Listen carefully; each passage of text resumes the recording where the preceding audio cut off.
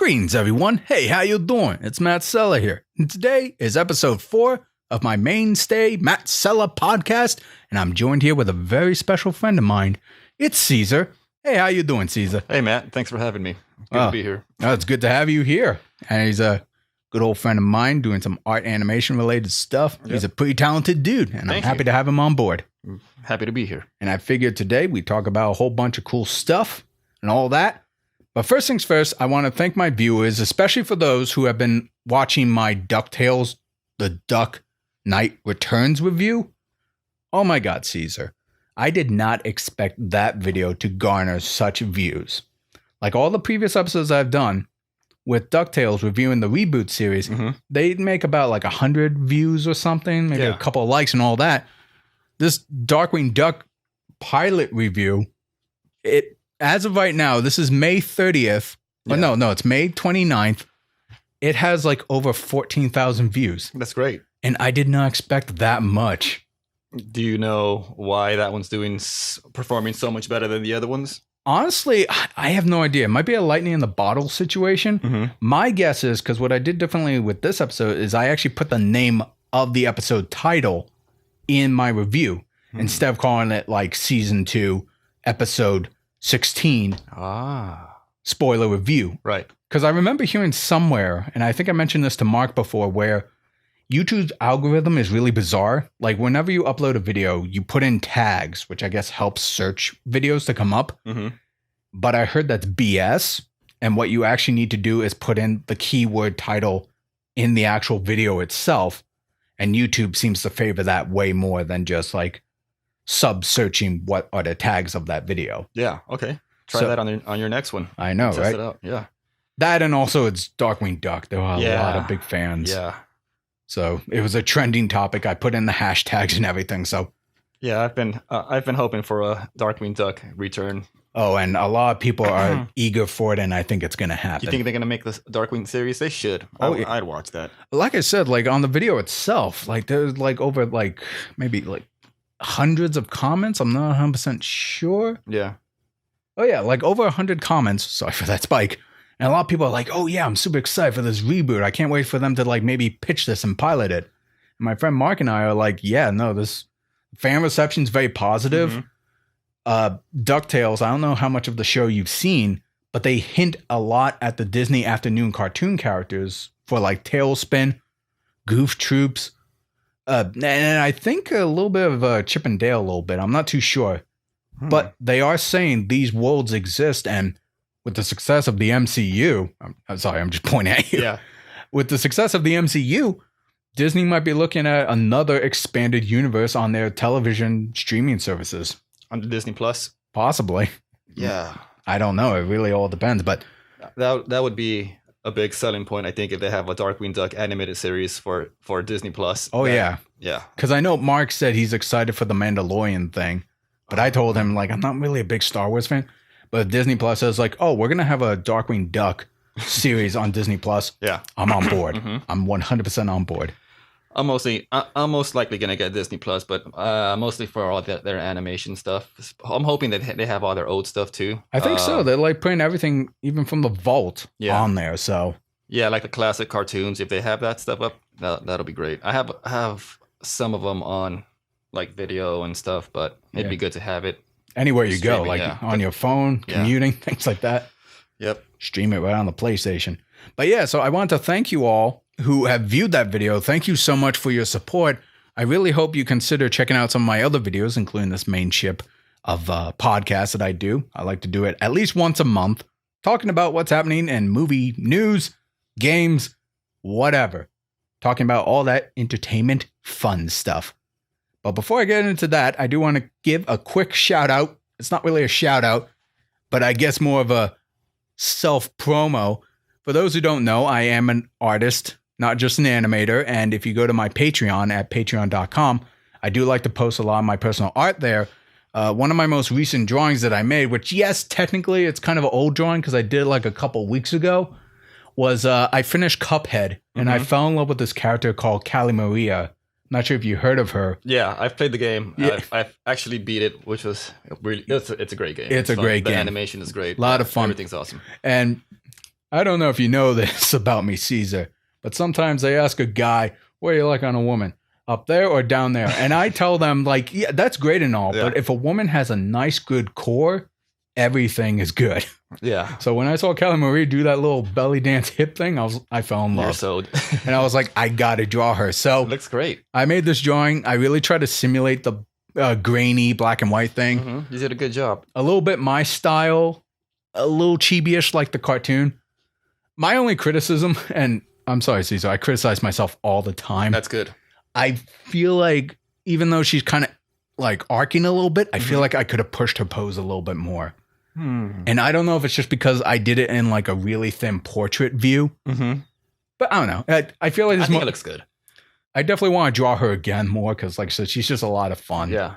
And I really enjoyed it. So I got a few more art pieces coming up. I got like I think I mentioned before, I got like a Smash Bros. Picture. I have a poll that I did a while ago about which Link from Legend of Zelda series should I sketch next.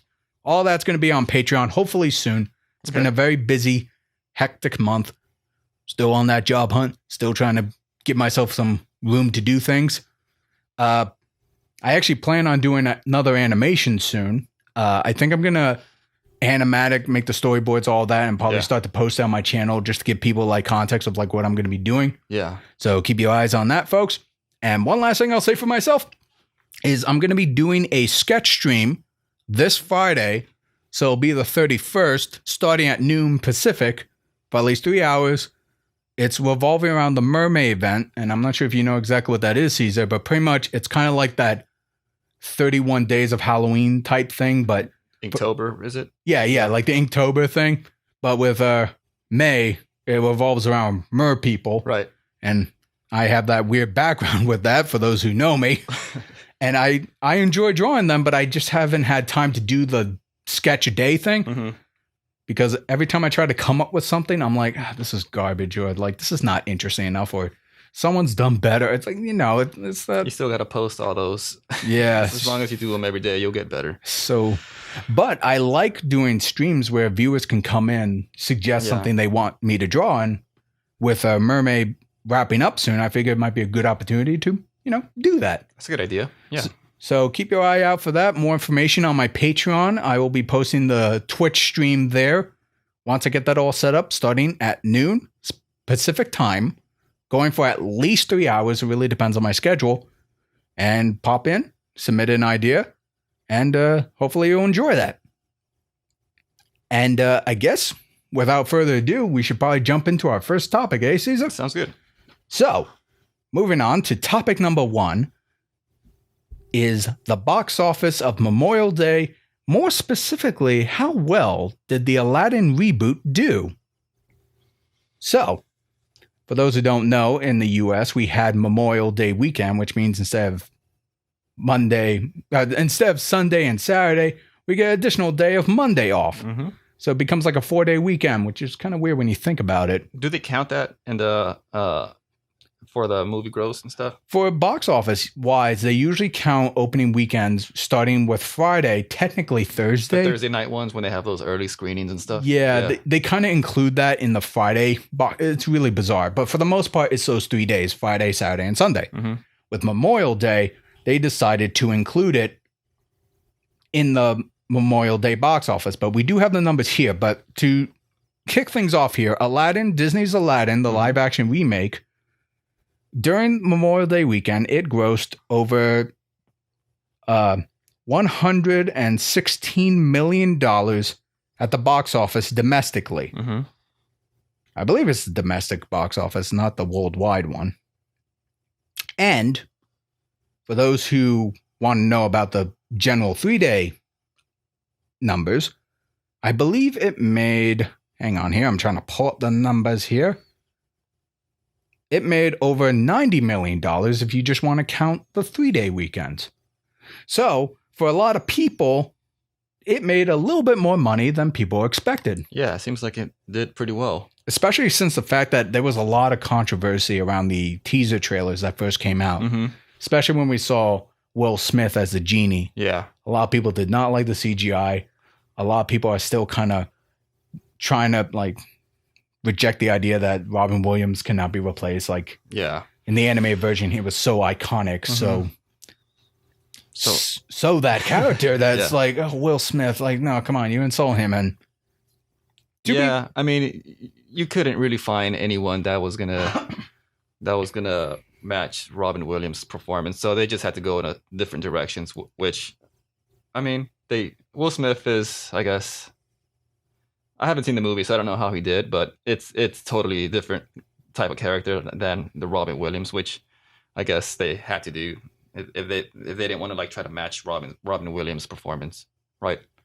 Well, luckily for you, I did see the movie, and I did do a review on it. And spoiler for my review, I thought it was not as bad as I expected it to be. I actually kind of enjoyed it.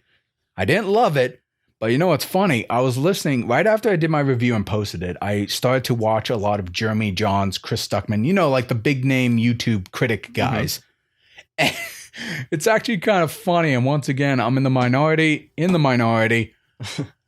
A lot of their criticisms were kind of the opposite of mine, and my criticisms were the opposite to them.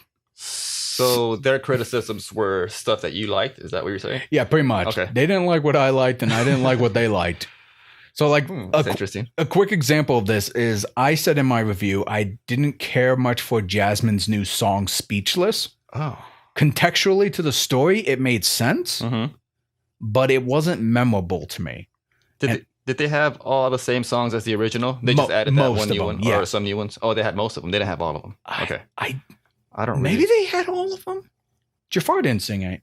Well, technically, Jafar has a song, but he didn't sing it in the live action movie. Okay. But essentially, all the songs are there, but they added one new one called Speechless, which is supposed to be kind of like an empowering song about Jasmine's struggle, like not wanting to be pushed to the side and actually like do her mother proud and help the kingdom.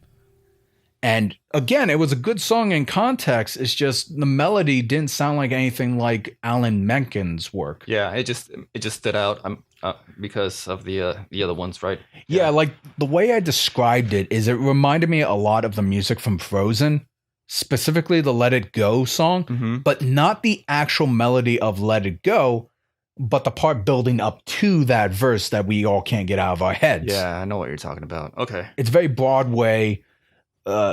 Lyrics were made first, then the music around it, and I don't know. It's like I can't even hum it or guess how it would sound in my head. But is the story pretty much similar to the animated film? Is there anything different? So the thing I said in my review is that yes, the destinations are the same, but what I liked about the movie is the different paths it took to get to that destination. So it's not like Beauty and the Beast where it's a scene-by-scene recreation. It kind of goes into like a deviation that will ultimately end up to where you know where the story will go. Okay. But it gives like a new twist or a new dialogue exchange of how it gets there. And I heard there were some criticisms about the guy who played Aladdin not being good, but I personally kind of liked him because he seemed more like an empathetic character. Like he showed more guilt and lack of confidence in exactly what he was doing. He was driven, given this opportunity, but he was so nervous and had so much self-doubts. Maybe it's because where I am in my life that I'm okay. I can connect with that. Yeah. But it made him feel more human. And I love the original Aladdin. Yeah. He was a cool guy, but you got to admit, he was kind of like that 90s cool dude where, he was a street rat and no one took him seriously, but when he was out adventuring, he did it with a smile and like, take that, Jafar. Yeah. It's just different Aladdins, and I'm okay with both of them. Yeah, that's cool. That's good that they changed things up, at least. And I think kids really liked it, too. I mean, looking at Rotten Tomatoes right now, it currently has a 57 view count for critics, which is considered rotten. Yeah, and the audience score says 94%, which is like a big difference from 57. It is a big difference, and I was half expecting it to be the other way around. You thought the critics were going to like it more than the audience? I thought so, because again, a lot of people are very critical about Will Smith being the genie, and my experience seeing the movie, Will Smith was pretty much his own guy. He didn't try to be Robin Williams and do impressions or anything like that. He was just Will Smith? He was pretty much Will Smith from Hitch. Oh, okay. He's pretty much that guy where he's like, he's a little suave, flawed, but Okay. Kind of knew what he was doing. And the only parts that bothered me, I guess, were the songs that he sung. Not that like Will Smith can't sing. He can sing. Was he singing or was he rapping? He was singing for the most part. There were a couple parts where he did like Rap whatever. singing. Yeah. But the problem is with the like Friend Like Me, Mm-hmm. a lot of the lyrics were kind of built around the presence of Robin Williams. Yeah. So when Will Smith kind of like tried to straight man it, it didn't quite feel right. Like I feel like they could have like reworked the lyrics a little bit to kind of match the personality of Will Smith. Yeah. But everything else outside of that, it was his own, and he had his own character arc and flaws. Okay. So that worked for me. But again, I didn't love it. Like if I was a certified critic on Rotten Tomatoes, I'd probably give it a fresh, but kind of barely. Yeah. Because there were just a few things that bothered me, like the villain of Jafar, which again, it's opposite for a lot of people. I was surprised by that. So you like Jafar? I did not. Oh, you did not, and everyone. I guess the critics. Yeah, like a him. lot of critics like him because I guess he was a younger, newer take, and I would have been okay with that if the fact that he didn't really become a Saturday morning cartoon villain. Because they gave him some backstory. It was interesting, but they didn't really expand upon it, and he was kind of one note for the most part. So he just didn't work for me. And that kind of ties into my fear about Lion King because I'm really looking forward to the Jon Favreau remake. Yeah. Chiwetel Ejiofor, who's playing Scar this time, I'm okay with. But when I heard his opening line in the teaser we got, it kind of sounded too normal to me. And that's kind of like what this Jafar did to me too. Like it just sounded like a dude. Yeah. You wanted him more. I wanted more of a presence or like a snivelingness to it. And it just wasn't there, but it didn't ruin the experience for me. That's and good. I don't know. I thought it was okay. Like, is this something you would probably see one day in the future? Yeah, I'll probably watch it most likely. I have a daughter, so I watch all these kid stuff because that's all I could really watch right now. Yeah, because I've mentioned before, I've only seen like a small handful of these films. Like I've seen Alice in Wonderland. Did not like that. You're talking about all the remakes? The remakes, yeah the remakes. I saw Peach Dragon, which I really did not care for that. I could see why some people would like it. It was too ham-fisty for me. It was very blank. I don't know. Yeah, but I saw both of those, and yeah, Pete's Dragon. It's not very memorable. I can't really remember much from it. I remember enjoying it while it was playing, but yeah, now that you mention it, I can't. It was very wishy-washy. Yeah, but I don't know. But Jon Favreau's Jungle Book, I saw that, and I thought that was pretty good. That was pretty cool. I didn't love it as much as everyone else did, but I was like, I enjoyed it. I liked the fact that they changed things around. Yeah. Did you watch the Mowgli one on Netflix? I did. How does that compare to the It's Jungle very different. Yeah. Is it good? Well, it's kind of hard for me to say. Like, it's really dark and different. I enjoyed for what it meant to Andy Serkis directing it because it was his directorial debut. Yeah. He's a motion capture guy. He was Gollum. And he wanted to incorporate some of that into it, but with like Warner Brothers pulling the distribution from theaters and Netflix buying it up, it really hurt his production numbers. And I guess his CGI wasn't as perfect as he would want it to be. So it kind of hurt him. And I know he is a little bit bitter about it. I would definitely recommend if you have a daughter, don't watch it with her. Okay. Because there's like something really effed up that happens. Like, all right. 2/3 in. Okay. I did not see coming. Some really traumatic shit, man. Oh, man. So, and I think it's rated PG-13, so.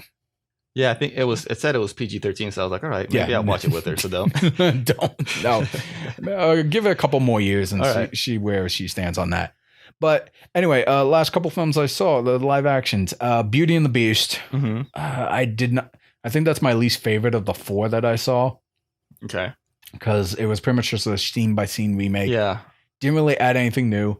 My common criticisms of that is that I thought the actors were really wooden and I had trouble connecting with their internal struggles throughout the scenes.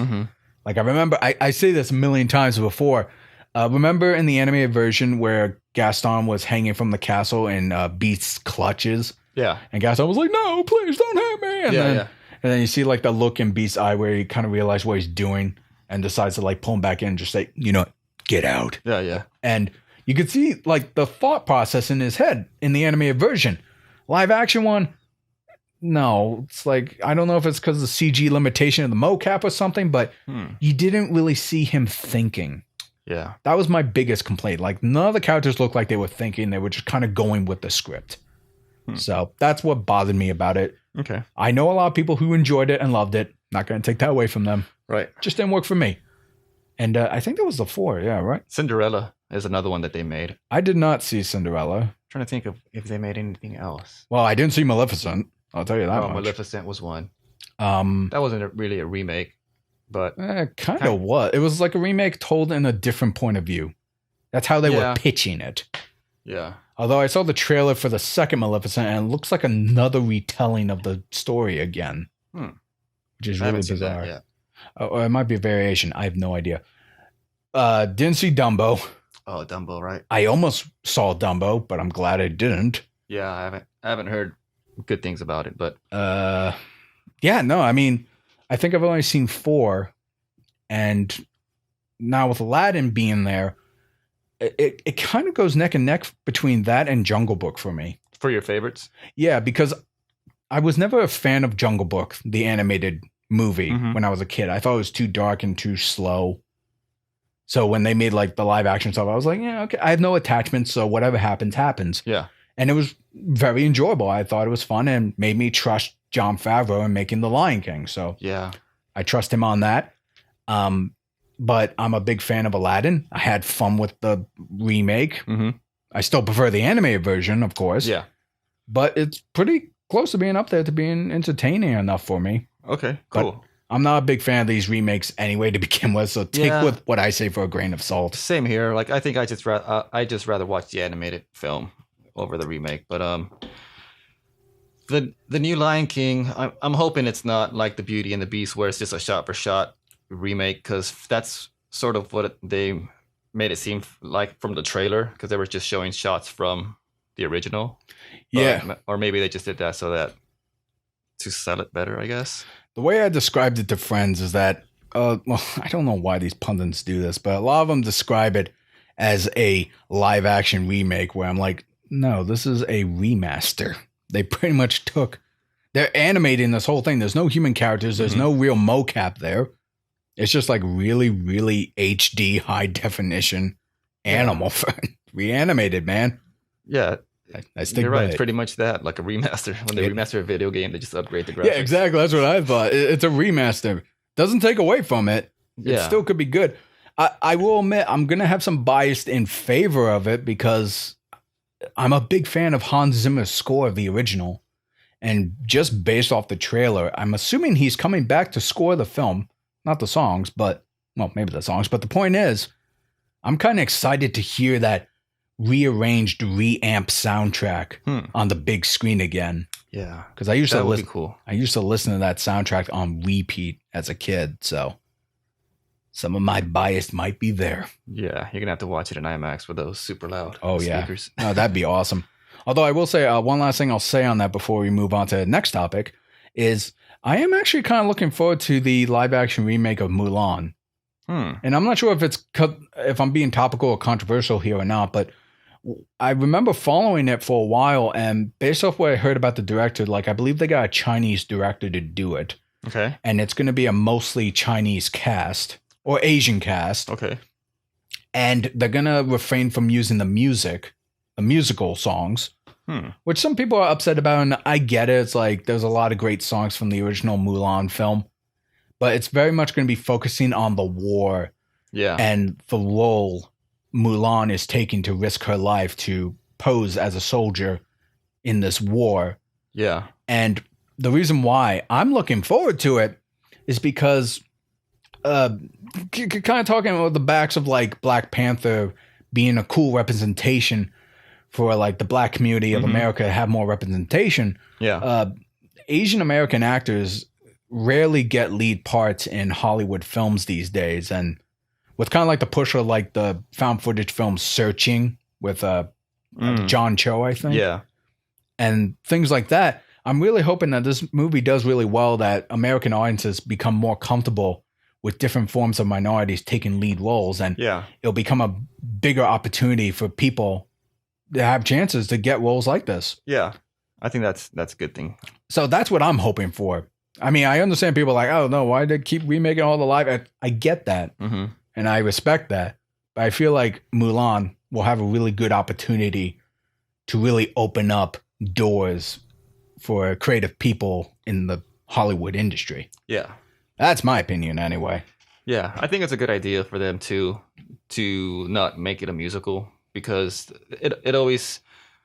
I didn't see Mulan when it came out. I just started watching it recently with my daughter because she's been going through all the Disney movies. Yeah. And it always felt a little bit out of place when the singing started. Yeah, because they were like in war. Stuff. Yeah, it was very historical, very dramatic setting. Yeah, and they were trying to like liven it up. I was like, they should just like for the kids.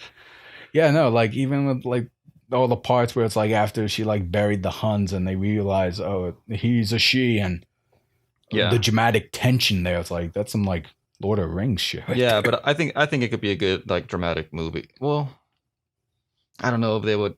I mean, it still has to be for kids, aimed for kids. So I don't know how. I don't think there's gonna be like a lot of blood or anything like that. Right. If anything, it'll probably be on the same level as the Pirates of the Caribbean movie. Yeah, it'll be that level of violence. And I think it will also present another good role model for girls to look up to. Yeah, as well. Sure. So, and everybody wins because Mulan's badass, and it's really cool to see the Chinese folklore of all that stuff. Yeah. So, to conclude on this topic here, as we were just kind of going off at a tangent here, but Aladdin did very well in the box office Memorial Day. We'll see how it does next week, because certain king is going to be stopping by this weekend, a very big king of the monsters. Oh.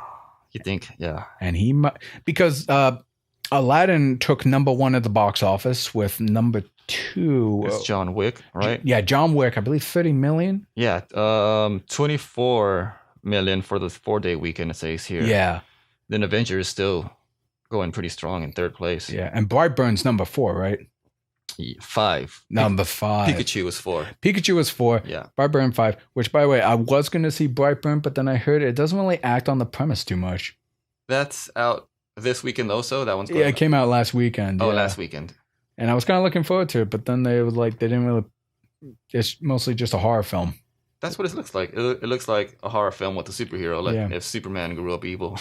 But they don't really play with that premise too much of like the conflict of like right and wrong, being evil and all that. It's just like. Oh, he just goes like it doesn't show him like fighting the urge of to stay good. It's not a spoiler, folks, but with the reviews that I've read, they say near the beginning of the movie or like 1/3 in the movie, something just switches and just decides to kill people. Okay, like he doesn't like self-conflict with himself or anything like that, or play with the morale idea. All right.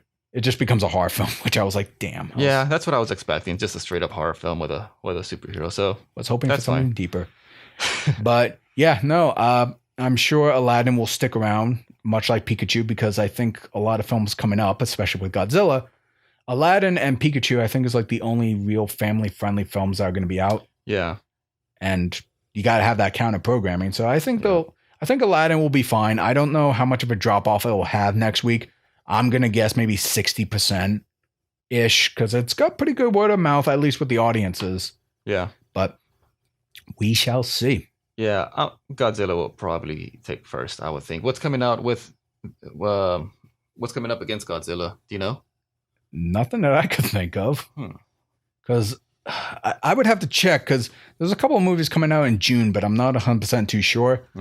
But I've been getting murmurs of good things about Godzilla, but I've been trying to stay away from reviews because that's the next movie I'm going to be reviewing for my channel. And I want to go in as fresh as possible. But again, folks, I am going to admit I am a humongous, no pun intended, kaiju fan. I just like to see monsters beat each other up, and I don't really care about the story as long as it's epic. I'm seeing it on IMAX opening day, Thursday. Super excited for it. So we shall see. But hey, we've already been here for about 30 minutes already. Oh, wow. Okay. I say it's time to move on to our next topic.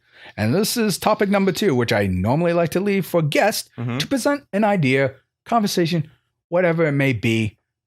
Let me know, Cesar, what's on your mind? What do you want to talk about? Well, I haven't been playing much video games lately. I would like to, but I just haven't had much time. But I've been thinking of like virtual reality and stuff. I've been wanting to get into it. I've one of my friends came over once and I was able to try out the set, and I was pretty surprised at how like accurate it is with the head tracking and the hand movements and everything. So yeah, have you had a chance to play with that at all? You know, it's funny. A VR set? I never had the chance to do so. Although I remember going to Verizon store once or something like that. They had like this really cheap like HTC phone thing, and I tried that. And I remember the first time I tried it, I know I'm ranting here a little bit. I put it on, and it really reminded me of those like bowl TV screens you would see at like Disney World or something, Disneyland, where they like put you on like a simulation thing. Oh. Like soaring over California. Sorry, you're like surrounded by a screen. Yeah. Oh, I love soaring over California. Oh, that's a great ride. Yeah. I don't know how different it is here in California versus Disney World. Oh, I heard there's some slight differences. I've only been to the one in Anaheim. Yeah. That one's cool. But no, I love that one. But when I put on that HTC, every time I turn around, I could see the screen deforming, and it wasn't immersive for me. So it was deforming on the screen? Yeah, like it looked like I was looking at a bowl screen. Yeah, so I was sort of expecting something like that too. Not to that extent, but just not as good as I thought it was. But all the games that we tried, they just seemed like fun arcade games or like fun carnival games. We're just shooting stuff, standing still. Yeah. Well, I think it also depends on what kind of device you're using. Because I told you, the one I tried is like the cheapest of the cheap kind. I never tried the Oculus Rift. I don't think I've ever tried the PSVR. I think there was like one more. It's like really high end, but have you had experience using these devices? Just that one time. Which one was it? Oculus, I think it was the one that we were trying, but it was great. The head tracking was good. It was tracking the hand movements pretty well. Yeah. I think right now it'll be good for like racing games or like something where you're just sitting. Maybe like an Armored Core type game where you're in a big bag. So you could still move and walk, but you're sitting like if you would be. And so that way it's more immersive. Yeah. And I think they even have like more slower games for people with VR where it's like kind of like virtual tours or like museums or like underwater exploration type stuff. Yeah, that'd be cool. Just, I'm sure there's a lot more applications they could use for it besides just video games like that. Like I even heard virtual maybe not vacation, but like just sightseeing. Like if you want to go visit something, someone could model like a photorealistic Notre Dame or whatever, and you could just walk around and check it out. That'd be awesome. Yeah, one cool practical use of it I heard of, and this was a couple of years ago. I don't know if they expanded upon it, but there was a medical practitioner group in Europe somewhere where they actually use VR and these special tonsils to help train surgeons how to perform surgery on specific tasks. And so things like that, VR has a lot of use for. So not only for games, but for like training and maybe even like pilot training, things like that. Oh yeah, that's a good idea. They could use that because I mean, like if you think about it, VR is very much like those old simulation rides that you would go inside of, like those vehicles that would shake around and you have the screen in front of you. Yeah. But it's more closer to your face. Yeah.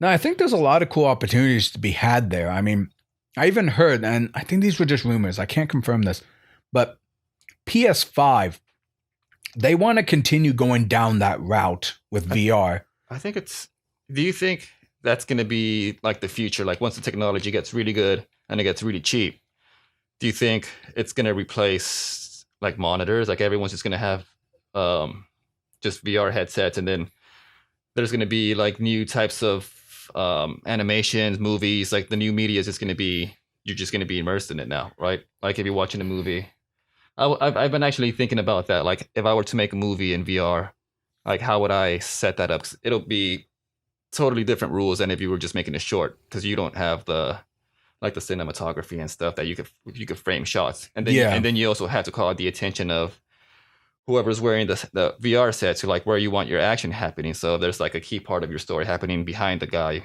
You have to figure out how to make him turn around. Maybe have like a police car with a siren pass by. So like, oh, he turns around. Yeah. Something. That kind of reminds me of video games where you have like free range over your character, but there's like a cutscene technically happening. So like if you turn around the wrong way or you're getting an item, something else behind you and like, whoa, what happened? What happened? I'm good at missing those cutscenes. I'll just go run around and look for collectibles and come back. Oh, you're still talking? All right, I'm gonna go look for some. Exactly. And that's the $1 million question, because I've heard conclusions on both counts where, yeah, no, the future is VR and it might become Ready Player One level type stuff. Yeah. But at the same time, I think it's been an on and off thing when it comes to filmmaking, because if you introduce VR to actually movies and TV shows and things like that, you kind of take away the artistic direction of the creator, right? Like the intended shots, the cuts, and things like that. Well, that's what I was saying. Like all those rules go out the window because it's a whole different. It's not just a square in front of you.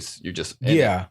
But it really depends on the context of whatever movie or TV show that is, because like if you treat it like an actual movie where there are cuts and jumps between scenes, right, you're gonna disorient the audience pretty heavily there. I wasn't even thinking about the cuts, but it would have to probably be like just one continuous. It'd be like a Hardcore Henry if they did anything with VR, because that was like all in first person view. First person, yep. And I'm guessing it won't be like 360 kind of momentum. Maybe it'll give you like 180 or like 200 degrees, but there'll be a point where eventually you can't really turn your head or something. I don't know how they would set that up. I'm kind of in the camp where I don't think VR is really going to change how films are made. No. Outside of like maybe a virtual theater where you have it on, but instead of actually seeing like the 360 of the movie, you're actually going to be in a virtual movie theater and you'll have a screen in front of you that's pretty much. So you're thinking just like sort of how they have hubs where you meet up with other people, and like hang out. It'll be that, but like a movie theater, and you just it's like going to the theater, but in your VR set. I think that's the direction a film will most likely go in first, than like 360 controlled filmmaking. Because again, I'm thinking about the cuts, I'm thinking of the director's vision, cinematography, all that stuff. It's going to take away a lot of creative intention and freedom from these people, and I don't think they're going to jump on board to that. Yeah, well, no one wants to lose their job, that's for sure. But I think that we would just have to come up with new art, a new way to like be creative with that new space, a new canvas to work with. Like it's just too new that I don't know. I would have to like just think about it and be in that space and figure it out. But yeah. And I remember talking to an old coworker of mine recently, and he said that he feels like VR might affect animation jobs, as in kind of eliminating it. We didn't get into much detail, but I kind of feel like it's that VR won't be like the 3D animator killer, because like VR, you still are going to be in like virtual reality. You still need those 3D models and animations. Like if anything, I would think that it would increase the jobs for animators. I think so too. What to me makes me fear about 3D animation, and I'd really like to talk to a guy who's in this field about this. I know a guy, I should probably set something up with him. What I think the killer for 3D animators is not VR, but motion capture. That's what I was going to just mention. Yeah, because motion capture is getting pretty good now. It's getting good, but you still need animators to like fine tune and fix little things. But you can get a whole bulk of it done. I think that's like wasn't like Andy Serkis talking about that? Yeah, something like that. I think he mentioned something about that he was doing most of the work and he didn't really give animators much credit, from what I remember. Yeah. But yeah, I think you still need animators too. And really depends on the direction too. Like if you want like a hyper realistic thing, yes, they'll probably go with mocap for like most of the animation. But if you're going like cartoony Pixar or DreamWorks style characters, they're probably going to be all keyed out manually. Yeah. I guess motion capture is fine for like if they want to do live action stuff, but it's not going to work for animated stuff because you want to push the poses, you want to do stuff that it's not possible by a human. That's the whole point of animation, to push stuff and like make it look cool. Yeah, exactly. I mean, like just look at like the MCU films. It's like, yeah, there's a lot of CG there. Yeah. And some of the characters are mocapped, but you also have characters flying through the air. Yeah. Punching beasts and doing feats of fancy. And they're superheroes, so they could do that stuff. And yeah, that's where you, I guess, push the stuff. Yeah. So I think in terms of VR affecting animation, I think it'll definitely open opportunities for us, or at least like 3D modelers, creative people. I think in terms of animation wise, I think it'll be fine. As far as how far it'll go, it really depends on what kind of person you are, because some people are afraid that it could be like the Ready Player One thing where we all live in trashy mobile homes stacked on top of each other. Yeah. But we spend most of our days on these weird treadmill things in VR world, hanging out on random planets or whatever, and not really living the real life. Yeah. I mean, there's going to be people like that for sure. And I'm pretty sure someone's going to program some sort of virtual life where people are just going to hang out there all the time. Yeah.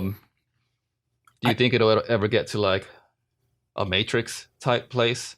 I don't think in our lifetime. So yeah, that's another thing about VR that I was thinking, because like ever since video games sort of came out, since they've been progressing to like make it more immersive, right? So like there was Doom and Wolfenstein. So they came up with the first person, so like trying to just put you in the game, and then 3D games came out, now VR and stuff. So I was thinking like where how could it get more immersive from here? So they have like vests that simulate body touching and stuff. Like if you get a shot, it'll show. And like I've seen like treadmills and stuff. Yeah, so Ready Player One played with that too. Yeah, but the main thing, I think, eventually it's going to be photoreal, everything. So it's going to get super realistic if humans last that long. Eventually it'll get there. If we last that long. So what's the next step after that to make it even more immersive? Once everything's photorealistic, the touching is perfect, like you're walking. So the next step I was thinking is you would have to forget that you're in a video game. Like no matter how real you are, how realistic it is, you're still gonna know you're in like GTA, so you can go fuck around and steal cars, kill people and stuff. But and then eventually you'll get bored and you're like, all right, now what? So you'll go on like a Dragon Quest. Someone gives you like a pill, and then you forget that you're actually in a video game, and that will raise the stakes, because then you'll actually be making smart choices and stuff like that. The way I see it is, I think right after VR, and I'm only speculating here, I honestly don't know how far we're going to get. I think right after VR, the next step in creating technology, and I hear some people say this about 3D movies. You know how 3D movies, you got to put on the glasses in order to see 3D? The next step to make 3D work is see a 3D movie with no glasses. So the next step would probably be physical stuff, physical holograms. Kind of like so like if you're watching a play, sort of, but they're like holograms of actors. Yeah, like you step in a room, you don't need a headset, you don't need any devices. You just walk in, bada bing, bada boop. You're in Bermuda, drinking from an umbrella or something. I don't know. Yeah. Or you're on top of Everest, or just like a physical hologram, kind of like in Civil War, Marvel's Captain America: Civil War, with that one intro scene that he did. That to me is probably the next step beyond virtual reality, is making physical holograms. But then the question is, why would you want to make those? Because with virtual reality, you can kind of like be stationary, do the treadmill thing. And yeah, that's true. It's really hard to predict technology. Humans develop things so fast, and we never would have thought the internet would have exploded. Smartphones and mobile devices. So yeah. I don't know. Like, I'll be honest with you. I really don't know what our future is going to be like with virtual reality. I'm personally not worried about it. I'm not worried about it. I'm excited about it. But I think it just mostly comes down to the fact that I'm not really there yet. You're not there? Like, I haven't had the chance to get like a PlayStation VR. I was going to get one. Yeah. But then I heard, as I was mentioning before, PS5, they're going to come up with a new one where you don't need wires connected to the headset. It's just Bluetooth remote. Yeah. So I was like, oh, I might as well wait for that. Yeah, I've kind of been waiting just for like a really killer game to come out that requires VR to play. Yeah. I haven't really seen anything yet. I really want to try that Psychonauts VR game, though. Psychonauts? That's the new one coming out? That's going to be all in VR? Not the Psychonauts 2, but they made a spin-off game for the VR. It's like Mine Cadet Training or something. I really wanted to check it out, but again, I don't have a PSVR. Yeah. But maybe we could set something up. Maybe we could have like a little VR game party. That'd be fun. Yeah. Oh, we should do VR horror games. Yeah, that's what that'll be fun. I do want to play the Resident Evil one that they came out with. Yeah. VR. I heard that one was pretty good. Yeah, no, I've always wanted to do that because like I've seen a couple of YouTube channels where they get like the most cowardly coworker. Yeah. Give them a VR, just put them in green screen and just like film them going and just hear them scream. Yeah, I'm down. Let's do it. We'll do a video. I would love to do that one day. We'll record you playing the scariest VR game. So scary. But it really depends. I guess I'm just in the camp where I just don't see myself really engaged in it because I like to sit on a couch and just look at a square space and watch things happen and forget my worries. Yeah. Like I don't want to have to turn my head, look around, and make sure I'm following the action. It's all right there in front of me. Yeah. I'm just lazy. Yeah, that's kind of how I felt too, because they've been sort of promising us VR since we were kids with like Virtual Boy came out. Like, oh man, yeah, it's not VR. Like, I don't know. To me, it just seems like a novelty, almost like 3D, where it's like it's cool to have, but after a little while, you just kind of get sick of it. And you're just like, okay, I just want to sit down and enjoy whatever it is. Yeah. That's why I was thinking about it, because like I said, the technology was there. It was really good, really responsive and everything, but it's just the type of game that I don't know. Like, yeah. I'm definitely like besides a game that you're not just sitting there like a driver or something, like a pilot game, then it's still a little bit weird walking around the world and stuff. But totally agree. And folks, you got to take my opinion for a grain of salt, because again, I barely have any experience in VR. I'm definitely an outsider looking in. I want to like it, but I don't really see what not the catch, but the draw is for me. Okay. Like, it just looks like a fun half hour, but then after that, I might just forget I even had it. Right. I think that's mostly because of the games. The games for it they're not meant to like last long, I guess. Yeah. I don't know if that's because it's like a motion sickness. Yeah, a lot of people get motion sickness. Yeah. But yeah, I was pretty fine with the motion sickness when I tried it. I only tried it that once, and like I said, the technology kind of surprised me. I was like, oh, maybe there is something to this. So that's why I was asking you. I wasn't sure if you had a chance to try it out yet or not. Although I do know, like, if history has taught us anything about technology, whatever the porn industry backs up, chances are it will flourish. And I think there's some porn VR there too. So if that's convincing enough for folks, that's going to keep it alive forever. And you were talking about feeler suits. Imagine that. Oh man. I'm pretty sure they have that for porn too. I'm just not going to look it up to confirm. I can. They definitely have machines to help you out. Yeah. Don't ask how I know. I did see that big package you had. Don't ask, man. Don't ask. Too much information. Yeah, I don't know. I am curious. I want to see where it goes. And I think my first step is when PS5 is announced in the next couple of years. I think I'm definitely going to try that cordless VR headset, because I'm really curious. Yeah.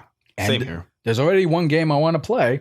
And that's the Psychonauts cadet training thing. So you have an excuse to get it. And I think even Jim Sterling a couple of years ago, he did a couple impressions on some VR games he actually said he liked. Oh, okay. But I don't know. But time will tell. Yeah. E3 is coming up. We'll see. We'll see if they announce any of the stuff. And we'll get right to it in just a moment here. But we just have one more topic to talk about, if you don't mind if we move on. Sure, let's do it. I think we'll keep this pretty brief because we're already near an hour, almost an hour. But I wanted to get your impression, because you and I, we never really talked much about this. I know I talked with Mark and Ivan a lot about this, as well as a few other people who really gave me an earful of it. The live action Sonic trailer. Did you see it originally? I did see it, and it was just weird. Well, before we get more into that opinion, because I want to hear more about it. Okay. After the negative backlash that trailer got, because it had a lot of dislikes. A lot of people on Twitter, social media, things like that were saying, like, it wasn't just, this is not my Sonic, but more like, oh my God, what the hell is that? What's with the human teeth? What's with like the white hands with the no gloves and the legs and the proportion? Everyone did not care for it. A lot of people did not care for it. I did a podcast mini saying I didn't mind it. I didn't love it. But to me, it was just an Elseworld Sonic. But a couple weeks ago, the director behind the film said, we hear your feedback. We know it doesn't work for a lot of you people. So we decided to tweak his final design for the movie. Thank you. They did that pretty fast too. They did. So like a couple days after the trailer, I think. That kind of makes me think that maybe they just like were testing the waters with the trailer and seeing what the feedback was, but I'll get into that in just a second because I have some theories on that too. But for the more recent news is when that was originally announced, the first thought in my head was like, oh, you have this movie coming out in November. You have 6 months to have the visual effects team and animators redo almost everything involving Sonic. And with crunch time being a real big issue, especially with video games and movies as well, this doesn't sound good for them. But luckily, they heard a lot of people saying this. And I'm sure even in studio, they anticipated this. Another tweet went out with the director saying that the film is going to be delayed until, I believe, February 14th of 2020. Giving them an additional 3 to 4 months to get this tweak done. Well, they're probably starting on that tweak right now. They're not going to wait till the release date. I don't think that. So that's what, May, June. Yeah, so they got like about 8 months, I would say. Yeah, like 8-9 months, which is still not a lot. If it's tough. I mean, if they change the proportions on Sonic at all, then they're gonna need a lot more time to animate him, because they can't just slap a new model on top of the same rig. Yeah. They gotta tweak because I'm just happy that they pushed this date back. And the reason why we were mentioning like how fast they were able to respond to this, I think it's 2 factors. One factor is that Sega is kind of involved in this, and they did release a statement earlier before any of this happened saying whatever the Sonic movie does, it's all on Paramount. We're not associated with them if this fails. Oh. They kind of said that in a weird way. So Sega's has nothing to do with this movie besides just their character being used. Publicly, they said that. Okay. I have a feeling they are a lot more involved in that, and knowing the rocky history of Sonic, especially with recent games, they really want this to work well, at least because they really embrace the meme of how much people criticize Sonic stuff. I feel like Sega was really pushing Paramount, hey, is it possible to do this? To like, can we just tweak the design, just be more accurate, avoid the direction? That's one factor. The other big factor, which kind of ties into me following movie news all the time, Paramount Studios is not the most bankable major studio right now. Like, a lot of their franchises are kind of drying up. The Transformers franchise, which is supposed to be their biggest moneymaker, has been dipping.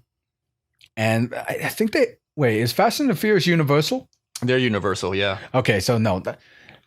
What else does Paramount have? Paramount really needs a currently running franchise right now. Yeah. And Sonic is a potential moneymaker because the fan base is pretty vocal, very loud. And if they can convince those fans, whether they hate it or not, convince them to buy a ticket to see this, this could be pretty good bank for Paramount. And they desperately need a franchise right now. Well, that's one thing that confused me about the trailer when I saw it. I was kind of confused as to who the movie was aimed for, because a lot of the Sonic fans that I know are like our age that grew up when the Sonic games came out. Yeah. But this movie seemed like it was aimed for little kids, and that seemed like I don't think little kids. I mean, maybe they'll probably know Sonic from seeing him around and stuff, and there's new games, of course.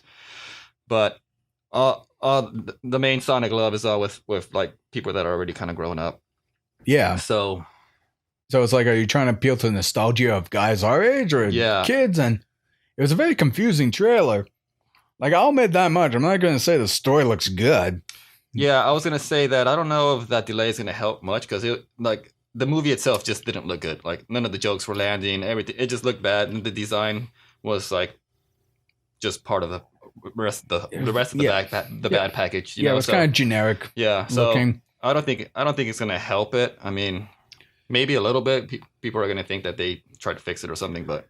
Well, that's always been the interesting discussions I've heard about films that try to course correct itself, is that what would you rather be? Would you rather be a boring movie or a movie so bad it's good? That's just a movie so bad that audiences have fun making fun of it. Therefore, you got eyes on it.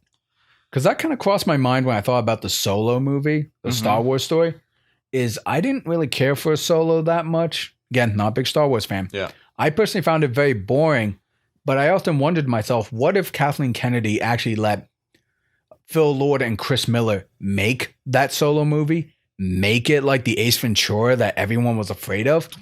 How much would have it stuck in our minds if we got that? Maybe it was bad or too weird, but thought of it over like what happened in Solo with Ron Howard behind the helm. Yeah, I would like to see them make a Star Wars movie, but I think Han Solo was maybe just too big of a character for it to be that much of a departure from like the style of the other Star Wars movies. Yeah. So I guess that's kind of like tying into the Sonic thing. It's like, would you rather have a really bad looking Sonic movie, or would you rather have it like, oh, fix all its issues, but kind of be generic and boring? Yeah, that's a good question. Well, I don't think those like really bad movies, so bad that they're good movies, are done intentionally They're not. like that. So no, they're not. So I don't know if that's like something that someone could aim for, but I guess it's a lot harder to get to that than making a generic movie. But then again, I've reviewed so many movies over the last couple of years that most movies are just generic and boring to me. So yeah, man, it's tough. Like even with the design, like I don't know what they were going for with the design, like a realistic type of hedgehog, or because it doesn't really look. But it doesn't look hard. It's like somewhere between cartoony and realistic, which just looks weird. You know what popped in my head when I saw that design? I never said this out loud before, but it kind of reminded me of Lombax.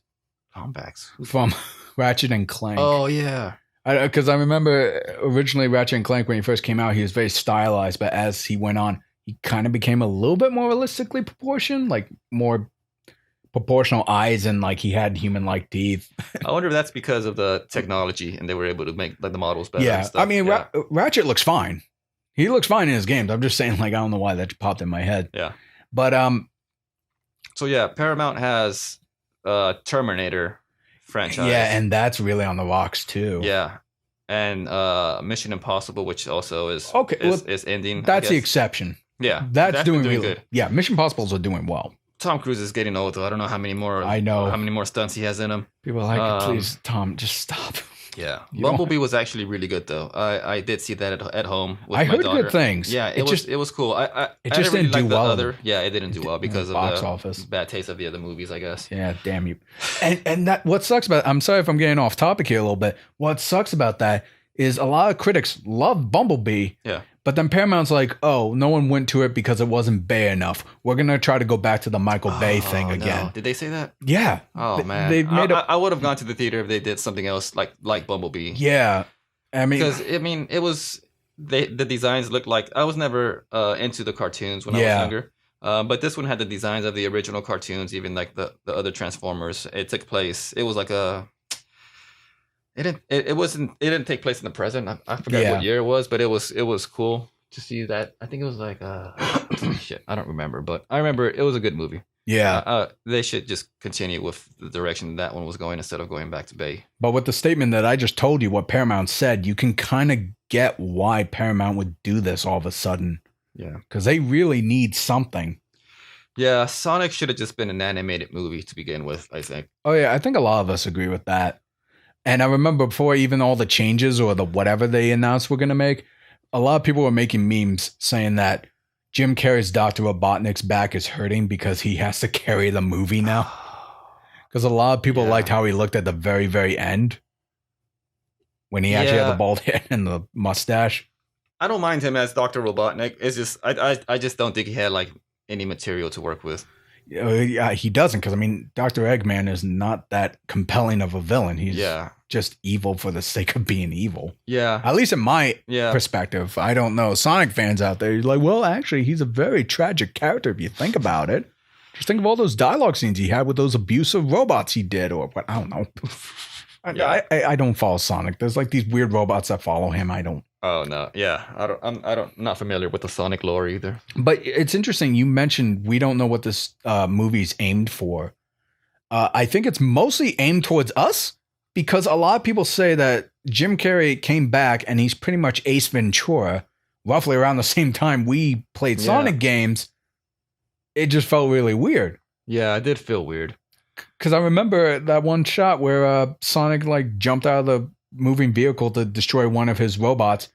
He did his weird, creepy line, like, yeah, blah, blah, blah, blah. And then it cuts to like, Jim Carrey's like, no, but thank you for asking. And it's like, yeah, that's very Ace Ventura. That's very 90s Jim Carrey character. And I'm actually okay with that because I like that Jim Carrey. I haven't seen that in a while. Yeah. Will it work now? Probably not, but yeah. It's got me. I would like to see it also, but you're right. I don't know if it'll work or not. It would just look super silly. I don't know. And I remember I said this in my mini review too on that very last shot we see of Dr. Robotnik with the bald head and the mustache. He's not going to look like that for most of the movie. I'm going to guarantee you that. I'm putting my money down on this. That's a stinger. When the movie's over, during the post credits, they're going to show that. Because entice everyone to see the second one. Yeah. Because like, oh, don't worry, Dr. Robotnik's in this. It's in the post credits. Because Jurassic World Fallen Kingdom did that. Ant-Man and the Wasp did that. There was a couple movies that had trailers that showed clips that ended up being a post-credit scene. Or at least near a very end of the movie. Yeah. So. Okay, so my question to you is... Yeah, go ahead. What do you think they're going to change the design to? Honestly, it really depends on how much work they're going to give the characters. Okay. So we saw the tweet, right? Mm-hmm. It showed Sonic with gloves. Mm-hmm. So I have a feeling he's going to have gloves. I think his head's going to be bigger. His body's going to be smaller. So you think they're going to go more cartoony? I think so. They're going to go more cartoony. I don't know what's your opinion on this. I'm kind of in the opposite camp with a lot of people. I don't think they should make his eyes one big connected visor. They should make his eyes bigger, but don't make the cornea connect. Yeah, I think I agree with you on that one. But they can make his eyes bigger, so it kind of looks like they're kind of close, maybe. Yeah. I don't know. I'd have to have... And make his mouth like slant in poses. Like make it more cartoony proportions. Don't make it like an even mouth like they did before. Yeah. So yeah, pretty much make him more cartoony. Just don't bridge his eyes. That's my really only big thing. Because that might look really, really weird. Yeah, they can make his eyes a little bit bigger and maybe have like just like his fur in between his eyes maybe could be white to kind of hint at that connection, you know? Yeah. Yeah, because technically that design's there. It's just not as prominent. Because I remember I was looking at the concept art and even the trailer. And it's like, yeah, he has a little bit of white between his eyes and the bridge of his nose. But I think if you just make him bigger, you pretty much got Sonic. Yeah. I don't see them doing really big tweaks to it because like we spoke about earlier, they really can't unless... Yeah, without like harming the visual effects team, like overworking them. But the director said he made his little hashtag saying like no visual effects members or whatever were harmed in the making of this movie, which is funny because that's a past tense statement. It should be present. I don't know. That's semantics. But whatever. They will. They will. No, man. I don't think this movie's going to be good. Yeah, I don't think it's going to be But I don't think it's going to be bad. I'll be honest with you. I don't think it's going to be bad. I think it's going to be forgettable. Yeah, I probably won't watch it to make that decision, but we'll see. Oh, I'll let you know. Yeah, I'll watch your review for sure. I will let you know. That should be a funny one. Because not to salt people's steaks. Yeah, I just came up with that. I'm funny, aren't I? I remember when the Detective Pikachu trailer first came out and everyone was going crazy. Like, oh, it looks so accurate to the characters and yada yada. And I was kind of like underwhelmed because it looked straight from the cartoons. It didn't really look like they took liberties aside from like giving them ballistic textures. Yeah. I accept that. Saw the movie, but before I went in, I was thinking to myself, oh, everyone's hyping on how they look. Chances are this movie is going to be pretty generic. And after I saw it, it was okay. Yeah. I've been hearing good things. It's fun to watch. Yeah. If you're a Pokemon fan. What if you're not a Pokemon fan? Because I never really watched the show. Yeah, I stopped being a Pokemon fan back in the Diamond and Pearl days. So I'm probably like the most casual when it comes to it. I don't hate Pokemon. Again, I just thought it was no. It was very confusing. It threw. Well, no, it wasn't confusing. It just showed you so much lore and connections to the previous games and movies they've done that I didn't quite understand what were the rules of this world. I couldn't tell if it was a standalone world or it actually did connect to the Kanto Pokemon, the first movie or games thing. Oh, like there are clues, and it is saying it's connected to either the game or the movie. But at the same time, it's like there's so much information. There's so much. Sorry, folks. So much information that I was like, I had the same feeling as the Fantastic Beasts: Crimes of Grindelwald movie. Oh, I didn't like that one at all. Where they gave you so much information, you're like, I don't care.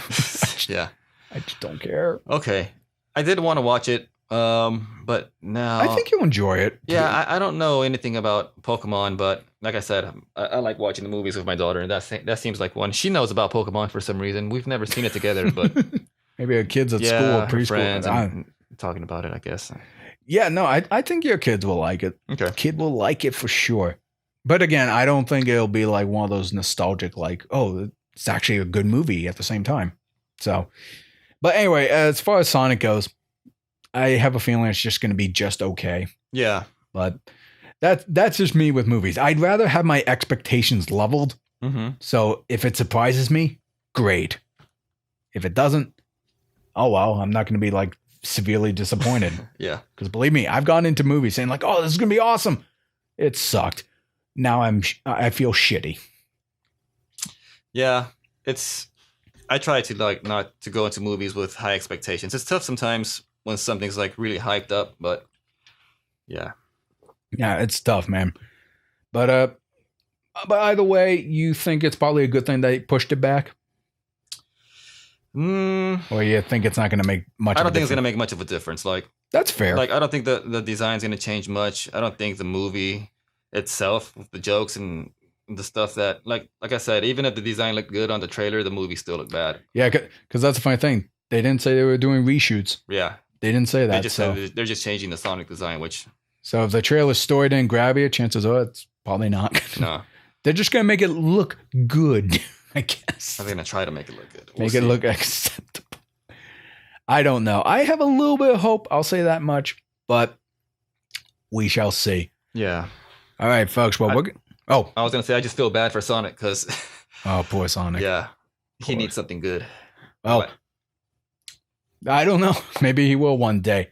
I know Sonic Forces. I think that was like the last game he did. That was panned. Oh man! Like I know Ivan. He's such a huge Sonic fan. He had such high hopes for it. That was the game that broke his back. Yeah, I was gonna bring him up too. Have you spoken? You spoken to him about the trailer? I'm curious to see what his opinions are on that. I would love to hear more of that too. I think he said he didn't like it either. Look wise, he didn't really tell me about the story though. Yeah, but we shall see. We shall see. Yeah, we'll see. All right, so we have to move on to the final topic because we don't have much time left. And this is a big one. Yeah. So get those cough drops ready. I got to get more cough drops. Do you need a cough drop too? No, I'm fine. Sorry, folks, if you don't like that noise. My throat is effing killing me. But hey, Cesar. Yeah. E3 is coming up. Yeah. June 11th to like the 15th? June 11th through the 13th. Yep. It's going to be in LA. Yeah.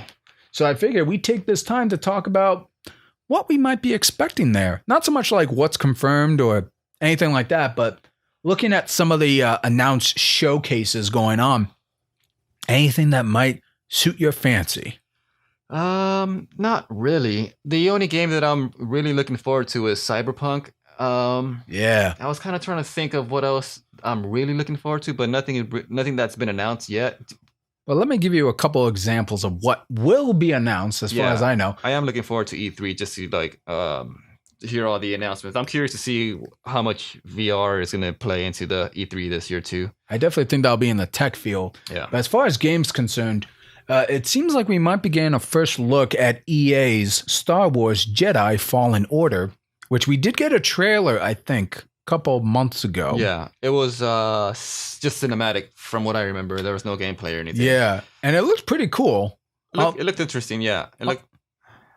Do you know what type of game it's supposed to be? I think it's like Uncharted. Like it's a third person, over the top linear story. Okay.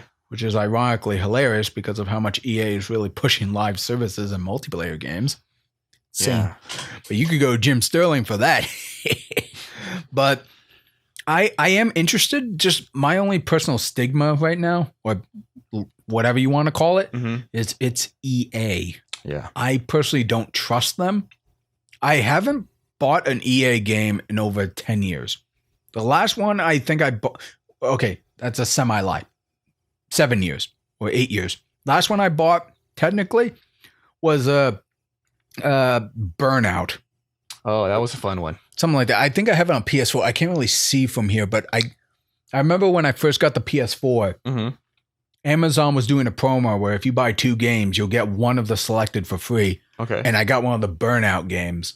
And I love those. Yeah, I like those Burnouts a lot too. Those are really fun. They're fun. And I think that's technically the last EA game I got. Which one was the last one I got? I think maybe one of the Battlefield games because I'm into the shooting games. Yeah. Did you get Battlefield 5? My cousin got Battlefield 5. We're doing the game sharing thing. I'm signing into his and he's signing into mine. So he bought it and we played that for a bit. I didn't play it too much. Yeah. Well, it looks like they're going to have a little bit more information on that at E3. They're going to talk more about Battlefield 5. So I guess they're going to continue more features for it. Okay. So you got that. There's quite a few things. I guess, wait, was there a Sims 4? I think there was a Sims 4. Oh. So, yeah, EA is going to do the Star Wars. They have Apex Legends, which is doing pretty good for them, right? Yeah, although I heard that the player turnout has been dropping lately.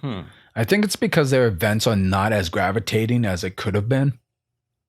I mean, a lot of people still like it way better than Fortnite, at least from what I'm hearing. Yeah. They're just not really providing a lot of like replayability or end game or whatever you call that term. Yeah, I haven't seen. Well, there's not really an end game because it's all just multiplayer. Yeah. I know Fortnite has been having different seasons and they change up the map a lot and they have add different stuff. They're still going strong. I haven't played much of Apex. I played some of it, but I haven't played much of the different seasons. I know they have seasons also, but I'm not sure how much of stuff changes. Yeah, I don't know, but I'm assuming EA is mostly just going to talk about new events for their stuff. Yeah. It's not my thing because, again, I'm not a fan of EA. I don't really like their approach to business, but whatever. If those games continue to get more services and things that convince people to play them, great. Yeah. I'm not an Xbox user. I'll admit that much, folks. I have Xbox. They're pretty much the same though, like Xbox and the PlayStation. They have the same games. I mean, they have exclusives, of course, but yeah, because I'm a Sony fanboy. Technically, I'm not going to say, "Oh, Sony's better than Xbox." It's like I'm not saying that. I'm just saying like I love my PlayStation. Yeah, I think I prefer the PlayStation this generation over the Xbox. Yeah. The last generation, I felt the other way around, but yeah, because I don't think I've ever told you when I was growing up, my very first like home console was PlayStation, and I think right after that was the N64. But ever since then, I just kept getting the next PlayStation console since then. Yeah. And I remember when Xbox first came out, I was like, oh, well, it's just a copycat of PlayStation 2 or whatever. But then when the 360 rolled around, I started thinking to myself, well, I like the PS3 and all that. Yeah. Maybe I'll get a 360. And I started to go through the catalog of exclusive games, but there wasn't really any that appealed to me because I was never into shooters. Yeah. And any game that I could get on it, I could get on PC or PS3. Yeah. So I was like, well, what's the point of me getting an Xbox? And I've been like that ever since. Yeah, that's pretty much how it is now that I'm seeing. It's like all the major big games are pretty much going to come out on all the platforms. And I remember when Xbox One was first announced and a couple of exclusive games came out, that was almost then when I started to reconsider. But then guess what? Cuphead ended up on Switch. Yeah. And Ori and the Blind Forest or whatever, you can play all that on PC. So I was like, I went back to the camp. I'm like, okay, well, I don't. Yeah, I think if you have a PC, then you don't really need an Xbox because Xbox is just releasing all their exclusives on Microsoft anyway. So you're good. And that's always been Xbox's struggle is exclusives. Yeah. And they've been really trying. Like I know they were trying with what's that Pirates game from the Rare company? Sea of Thieves. Sea of Thieves. Yeah. Yeah. That had a really rocky launch. I think they're doing better now. Yeah, I played it when it came out, and it was all right at first. Only if you're playing with friends, it's fun. If you're playing by yourself, it's pretty boring. Yeah, like I remember last year, you and a coworker of mine, we were talking about it, and he said that he tried Sea of Thieves with like the monthly thing or something. Yeah, that's how I tried it out, 'cause I subscribed to the Game Pass or and something. he just dropped it instantly. He said, Yeah. like, it's no good. I don't like it. And I was It was like, too repetitive, but from what I've heard of, they've added a lot of stuff to it. I've been kind of curious to return to it, but at this point, there's just so much other stuff that I'm playing that why go back? honestly, I don't know what the future of Xbox One is. I know there was this Xbox, quote unquote, sad. Sad Xbox. It's the driveless version. Oh yeah, And that got some backlash, I think. I'm not sure. They were like, what the hell's the point of that? And well, just for the digital ones. I buy all my games digital. Like I don't. Oh, because we're doing the game sharing thing. So Yeah. to share with my cousin. yeah, I'm still a physical guy. Yeah. I like my bookshelves full of crap.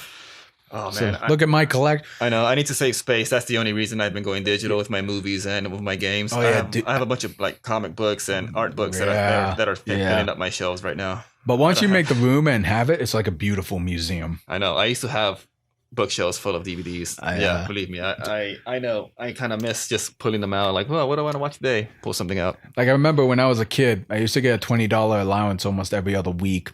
And when that rolled around, I would go to Best Buy and just buy a DVD. Every Tuesday. And, yeah, every Tuesday. Yeah, exactly. Every Tuesday, pick up like 3 or 4 movies. Like, I have so much crap. And I used to have like one of those humongous like DVD shelves the size of that one over there.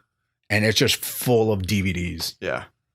No, I'm old school like that, but I will admit, yeah, it picks up clutter. Oh, yeah.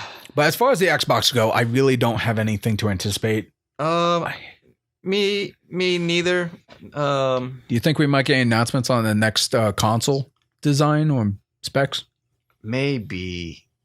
Because PlayStation is not going to be at E3 this year. They're doing their own thing, sounds like. And they've already said what the PS5 is going to be and when to expect it, and it's 2021. So. Yeah, okay. So maybe Microsoft will have to announce some sort of hardware stuff to compete with Sony with that. Although I do hope they don't rush their hardware. Yeah. I have I think this is going to be my last console. My last console Xbox or PlayStation. I think I'm just gonna go PC because I started playing PC earlier this year, and I've been really enjoying like using the versatility of it.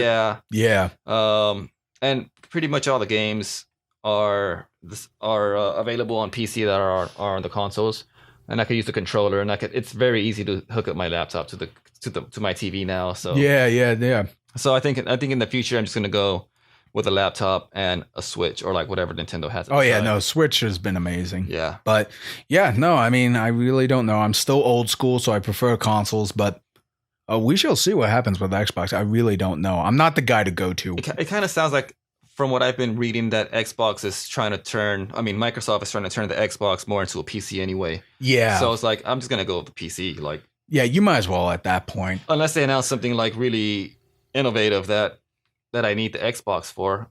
Well, like just recently, a few days ago, actually, I found out that they had this app on the Xbox called Mirror Display or something like that. So it was basically letting me stream my PC games from my laptop to my Xbox. Yeah. Without having to buy like the Steam Link or anything, which is like, so I was like, all right, maybe I could use this Xbox or something, and stuff. Because I was thinking of training it in for games or whatever. No, that makes sense. I remember I was watching a YouTuber review Tech USA. He made a couple of comments saying like not so much like Xbox, but like just consoles in general. Yeah. Maybe the next step for them is customizable ability, because that's what I'm thinking. Like they're gonna allow it to be upgraded and stuff. And I think that might be Xbox's pitch, because I know with PS5, their whole thing is going to be VR. Mm-hmm. They said they really want to push for that versatility, power loading, all that stuff. Yeah. And I think if Xbox wants to stay in the game, maybe they need to make their hardware customizable, cloud streaming, things like that. They're probably going to talk a lot about the cloud. Things like that. But moving on to other topics, I know we're tight on time here. Bethesda, what are they announcing at E3? Have they announced anything? They're not going to show gameplay of Elder Scrolls 6, but I think they're going to have a couple like video pitches and things like that. Oh, but Elder Scrolls 6 has officially been announced. Like they're actually working. Oh, no, that's been announced last year. Okay, that's another game I'm looking forward to then. I think we will be seeing gameplay of Doom Eternal, which I'm looking forward to that. I played the first one. That one was really fun. Doom's a lot of fun. Yeah. I need to finish it. I need to get my own copy though. Yeah, that's a good one. I don't have that copy anymore. Yeah, I believe the Doom Eternal, they might be pushing some of their live service games. I'm not 100% too sure. Mm-hmm. But yeah, there's a couple there. Next section, I mean, we were talking about PC gaming. I don't know too much about that. Yeah, same here. I don't really follow it too much. But we got a couple on Ubisoft, though. Yeah. We're probably going to get more information on Beyond Good and Evil 2. Mm-hmm. Did you play the first one? I played the first 30 minutes of the first one. Yeah, I never played it, but I know there's a huge fan base for it, and a lot of people are excited for it. So I'm excited for it too, just because I never played the first one, and I want to see what it's all about. I'm curious too, and I'm a very cynical, skeptical guy. Mm-hmm. I remember when the trailer first came up for it, people going crazy, like, "Oh, this looks amazing! Looks amazing!" In my mind, I was like, "This looks like a movie." Yeah. Well, are we going to get actual gameplay? We're just going to go crazy over CG because we've seen trailers with crazy CGI trailers and cinematic scenes. Doesn't really account for the gameplay, man. That's always how I feel when I see any CG for any game. I was like, I just want to see this gameplay. Yeah. And I think it's like a mixture of motion capture and actual animation. Because I remember looking at some of the characters in the original. I was like, this is a really good animation. And there's like animal characters. Yeah, there's anthro. Yeah. So maybe that'd be pretty cool. Like if the human characters were stop motion. Not stop motion. That'd be cool too. Anyway, that would be cool. They were like motion captured, and then the animal characters were just animated straight out, like very cartoony. Because I saw some of the facial rigs, and I was like, "This is really impressive stuff." Yeah. So, yeah, you got some of that with that. I don't know if we're gonna get some Assassin's Creed stuff or not, but they're coming out with a new Ghost Recon. I didn't play the first one. Oh yeah, you're right. I might play the second one. I heard the first one was okay. But the second one is supposed to improve a lot on it for sure. I've been playing Rainbow Six, which is a Ubisoft game, and I know they're still releasing new operators and new characters and stuff, so they might talk about that too. Yeah, it's a pretty old game now, but it's still pretty fun. One last big thing, because aside from the Nintendo stuff, they're just gonna probably talk about Pokemon and a few other things like that.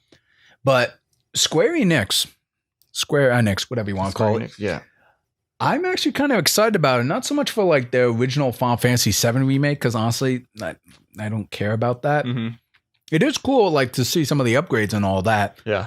But they said that they're probably going to show a little bit of what their Avengers game is going to be. I'm really curious about that too, because... And it's officially titled Marvel's The Avengers. Okay. And what has me interested in that is I remember Sony said after Marvel's Spider-Man came out that they want to create a shared gaming universe with Marvel properties.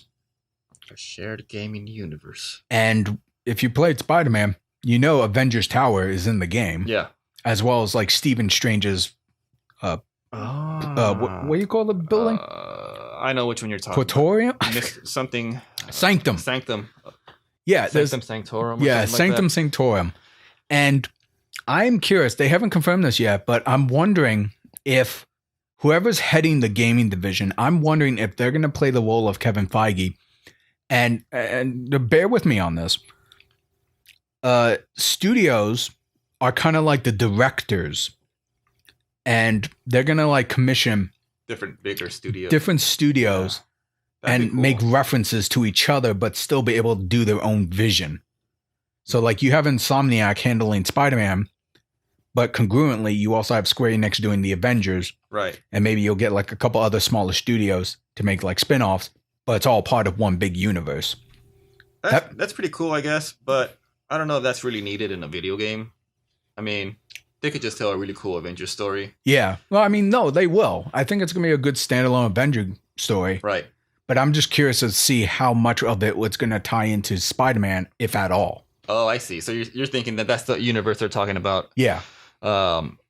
Games on other by other studios also, not just Square Enix making a bunch of Marvel games. Yeah, exactly. That's interesting. I don't think that's going to be the case, only because I feel like that's a lot of legal tape to go through. Yeah. But then again, it's Marvel. They have the money now. Yeah. And Disney wants that money. Yep. So I think that's going to be really interesting to see. We'll see. Because I think we'll probably get like a cinematic teaser trailer or something. But I don't really know how much further it's going to go. And again, E3 is starting June 11th. Mm-hmm. So we got a couple of days just to show all that. As far as Nintendo goes, I was talking to an old coworker as well, saying like, I think it's up in the air. Because we kind of got bits and pieces of like Pokemon. Yeah. And again, I'm not a Pokemon fan, so I don't really know or care. Mm-hmm. But hey, you can put your Pokemon in clouds, I think now, so you can port them around. All right. I am looking forward to what Nintendo has. Just because I mentioned earlier, I don't have a Switch yet, and I've been meaning to get one. But there's rumors that there's new models coming out, so I'm gonna wait and see. Hopefully, they announce something for E3, and I'll be able to pick one up soon because I've been wanting to play all those Mario games. Oh yeah, they look really fun. I think what I want to see out of Nintendo from this E3 is I want to know what's going on with Super Smash Brothers DLC, because I remember when it was originally announced, they said by February 2020 there'll be 5 characters available to purchase. At least that was the goal. You could purchase the pack if you want, yada yada yada. And it was like a few months until we actually got our first actual fighter, which was Joker. Piranha Plant doesn't count, according to what Sakurai said. But I remember a couple months ago, there were reports coming out that Sakurai has been really pushing himself to the brink of like poor health, coming in with IV bags. And I heard he stepped down from directing the DLC, which I think is good because not to get too much into Japanese culture, but they're known to really push themselves beyond what they need to. Yeah. Like crunch to them is like a whole other level compared to what we deal with. Yeah, I think our crunch to them is just regular. Yeah, Friday. and they're stressed, they're unhappy, and I'm not a fan of Sakurai, but I don't think he should be hurting himself doing this. I don't think anyone. Well, yeah, I don't think anyone should hurt themselves. I'm happy he's stepping down, or he did step down, but I'm curious who's going to take the helm, and push forward with the DLC, and are we going to get any announcements soon? Because February 2020 is not too far off. And we only got 1 character out of the 5 so far. So that's what I'm hoping to hear from. I don't know if we'll get it, but we'll see. We'll have to see. I would think they would have to announce at least 1 more character pretty soon if they want to get all 5 out. I really hope so too. But I don't know. Nintendo said they rather do their own Nintendo Directs, so we get information when they feel like giving it out. Yeah. That's the unfortunate part. What are some big Nintendo games coming out that you're looking forward to? Oh, say that again? What are some good Nintendo games that you're looking forward to? Link's Awakening. Oh, right. Yeah, that one looks good. I was having a debate not a debate, but a conversation with the old coworker on that as well. He really wants a new Zelda game coming out, not just a remake. But I told him, I think Nintendo, at least Zelda team, they'll release a new Zelda game when they feel like they got a really good idea. Yeah, you can't rush new Zelda, I feel like. Because everyone that's come out has been pretty solid. I mean... Yeah, no, they've been mostly... And they've been different, like, yeah. Yeah, each one they try something a little different, either visually or game mechanic-wise. Yeah. Or both. And I feel like that this Link's Awakening game is just a good way to get some extra seed money to go towards the next big Zelda game. Yeah. And it looks dang cute. Yeah, I want to play it. I never played I haven't played any of the old ones, actually. Yeah, the top-down ones? I haven't played much of them. Yeah, so I do want to go back and play them. I'm glad they're remaking them because I get to play them with better graphics. Yeah, and I was never a fan of the top-down Zelda games until Link Between Worlds. I really love that game. That game was a lot of fun. And so with Link's Awakening coming out, and I remember playing it originally on the Game Boy Advance, I was kind of bored with it because it was black and white and very low detail, and I was a stupid kid at the time. I was like, I want 3D graphics or whatever. Yeah, I know. So I couldn't get in. I felt like that too. I couldn't get into it. But now that they got this cool like European toy style thing going on, I'm like, I'm sold. I want to play this. It looks nice. It looks really cute. So That's the only thing I could really think of. I honestly don't know. We're not going to get any updates on Prime 4. Oh, right, the new Metroid. Luigi's Mansion. That's coming out soon, right? I like the first one. I think you're right. Like a Mansion 3? Aren't they coming out with a new Luigi's Mansion? I have no idea. It's funny. Ivan would know a lot about Nintendo stuff. Yes. No, you're right. Oh, there it is. Luigi's Mansion 3. It may very well be rumors. But, yeah, I don't know. I mean, I really can't think of any that really grasp at straws. Yeah. I remember Ivan, sorry if I keep speaking on his behalf, he thinks that there might be a rumored Star Fox racing game or something coming out, which is rumors, not confirmed, but I don't know. Maybe we'll see, but... Maybe they're going to add him to Mario Kart. Oh, maybe. That'd be cool if he has a little spaceship flying. Yeah, that's the other thing, too, is like, are they going to continue supporting Mario Kart 8 Deluxe or not? Because I know they were continuing live support on some other games, but I really have no idea. Yeah. Well, whatever the case may be, it's going to be very eventful. I'm definitely going to keep my ears to the ground on what's going to be announced. Mm-hmm. And is there any other last things you want to bring up regarding E3 in terms of speculation? What you would like to see? No, I think we covered everything. Yeah, I can't think of anything else. Well, I think so too. Yeah, we did good. Well, once again, folks, if you remember the last podcast, we actually had to skip a subject because we're actually almost out of time here. Unless you want to do this really, really quick. I'm good. We can wrap up. I'm ready. All right. Well, let's wrap up here. So I want to thank Cesar for coming in, doing this awesome podcast. Really cool to get some insights from you and all that. Yeah. Thanks for having me. Absolutely, man. Hope to have you back, too. Yeah, anytime. Let me know. I'll be back. Got a lot more topics, and there's always something happening in movies and video games. Yeah. Always worthy to talk about. Yeah, we need to talk about more animations, too. I'd be interested in doing that. Oh, yeah, absolutely. We need to work on something for sure. Absolutely. And as I mentioned before, I got some animation projects in the works here. Got a lot of things I got to do. Going to be very busy within the next couple of weeks, I think. Good. But definitely be keeping my eyes out. There's no animation festivals coming up, are there? I was browsing the Alamo Draft House theater. They're showing like some animation shorts there. Besides that, I can't think of any animation festivals coming up. Gotcha. Oh, speaking of animation, I do have one fun question I wanted to ask you because I've always wanted to ask someone who was a parent on this. Okay. I was thinking about this recently. How old would you think your kid would have to be until you think they're ready to show their first Studio Ghibli movie? I guess that would depend on the movie. Because I think Ponyo is probably like the most child-friendly version. Yeah, I think you're right. That one, I think she's seen Ponyo, and she was fine with it. Yeah, because it's a very innocent movie, I remember. Yeah. Do you mean because of like some of them are pretty violent and stuff?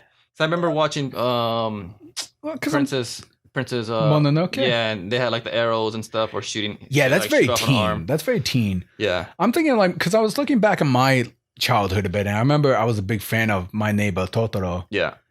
That's kind of dark. Like I remember as a kid, there was some parts in there that actually scared me when I was a kid. And I think, do you remember how old you were? Because maybe my daughter I think I was 6. Like 8.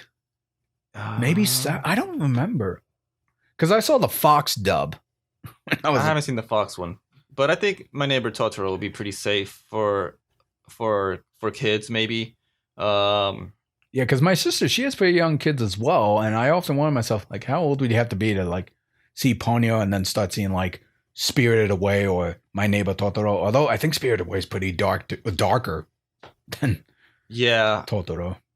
But I don't think kids will pick up on that so much because they're just younger. They'll just see like the cool images and stuff. Yeah, with all the Japanese creatures and all that. Yeah. Although it might be kind of slow because there are some slow parts. I was going to say the only thing I could think of is maybe they'll just get bored because there's a lot of slow parts, like you said. Yeah. Imagine the day one day when you do show them, it's like, why are the characters not in 3D? I don't like this. It's like, why would you say that to me? Oh, man. I wish they would bring back 2D. Yeah. We did watch, what was that? It wasn't a Studio Ghibli. I don't think it was. It was Princess. What's the name of that princess movie? Shit. It's a beautiful animated movie. It looked like watercolor. But Kaguya. yeah. Yeah, I wanted to see that. It That looks was so great. cool. I have the Blu-ray. I'll let you borrow it. But I want to check that out. But she started watching that, and I thought it was.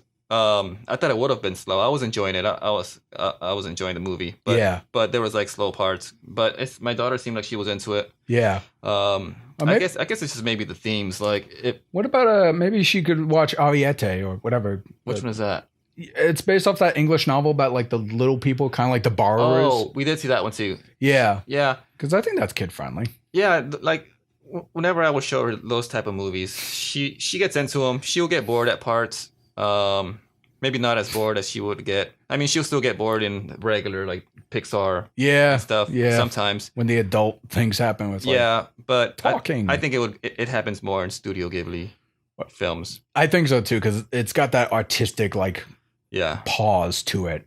Yeah. I was gonna say, like, if you want to traumatize your kid, make them watch Grave of the Fireflies. Don't do that. Watching that tomorrow with her. Don't. So dark. But anyway, let's talk more animation next time. Oh yeah, for sure. But anyway, we got to wrap up here because it's getting late and we've already hit like the hour and 35-minute marker. Yes, it's my bedtime. So I like to wrap up here and say like, hey, Cesar, do you have any plugs in, wrap-ups, anything you want to let the world know what's going on with you? You don't have to if you don't want to, of course. I'm working on a comic, Adventure Hippo. You could check it out at adventurehippo.com. The website's in kind of construction at the moment. I'm finishing up issue 3, so hopefully I'll finish that soon and post that up quick. And we'll definitely have the link in the description of this video. Oh, sweet. So we got you covered. Awesome. Yeah, because I'm pretty sure that's the website, but just in case, we'll have the right one underneath. All in the description below, folks. Yep. That's it. That's all I'm working on now, trying to finish that comic and then work on some animations after that. Fantastic. And I think you've done like a couple like collaborative animation before too with like storytelling. I've done a few for there's a comedian friend that I've been working on. I've been doing some animations for him. But yeah, I haven't really posted anything because it's just been work that I've done for other people, which I need to do more work for myself so I can start posting it on my own site. But yeah, that's what I want to work on. It doesn't hurt to get eyes on these stuff. Yeah, for sure. But yeah, no, thanks again so much, Cesar, for joining me. And for those who are interested in my stuff, again, as I mentioned before, you can go to my Patreon at patreon.com/Matt Sella. You can go there, see some of my animation work, mostly art, drawings, things like that. And if you want to consider supporting me, which I would greatly appreciate, go in there. Consider donating as little as $1 a month. Will help go towards podcasts just like this. Reviews, animations, really just supports me as an artist in general. Any contribution goes towards creating content just for you guys. Yep. Anyway, this is Matt Sella. This is Cesar. Thank you all for tuning in. Thanks, guys.